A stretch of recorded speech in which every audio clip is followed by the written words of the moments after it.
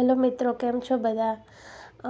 Winter આવી ગયો છે અને શિયાળામાં પ્લાન્ટ ફૂલના ખૂબ જ સરસ નર્સરીમાં મળી રહ્યા હોય ત્યારે આપણે એને ખરીદી કરી અને ઘરે લઈ આવતા હોય તો આપણે એને કેર કેવી રીતના કરશું કે જેથી ફૂલ વધારે આવે, કળીઓ વધારે બેસે.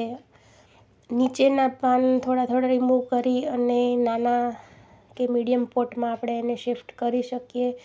2-4 દિવસ એને વાતાવરણ અનુકૂળ આવે એટલે પછી એને મસ્ટર્ડ કેક એટલે કે રાઈના ખોળ જે રેડીમેડ મળે છે ગાર્ડનિંગની દુકાને, ત્યારે મસ્ટર્ડ કેક રાતે પલાળી અને 4 દિવસના અંતરે આપણે એને આપવાનું છે. ગાળીને ફર્ટિલાઇઝ કરીને ડાયલ્યુટ કરીને પાણી 3 ગણું નાખીને આપવાનું છે. આવી રીતના કરવાથી પ્લાન્ટ પણ સરસ ગ્રો થાય છે અને ફૂલના કલર પણ સારા આવે છે. વિન્ટર પ્લાન્ટમાં ઘણી બધી વેરાયટી આવે છે. 30થી 40 રૂપિયા સુધીમાં ખૂબ જ સારા પ્લાન્ટ નવી વેરાયટીના નર્સરીમાં મળતા હોય છે, જેના તમે ઘરે લઈ આવી અને તમારું ગાર્ડન સરસ ડેકોરેશન કરી શકો છો.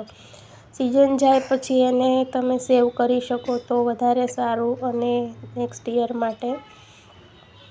બાકી તો વિન્ટર પ્લાન્ટ ટકતા નથી, શિયાળા પૂરતા જ હોય છે.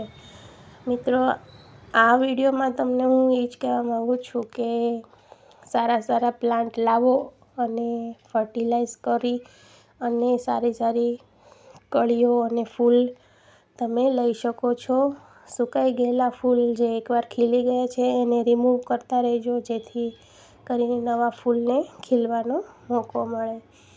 આવી રીતના ધીમે તમે તમારું ગાર્ડન સારી રીતે મોટું કરી શકો છો. હેપી ગાર્ડનિંગ મિત્રો.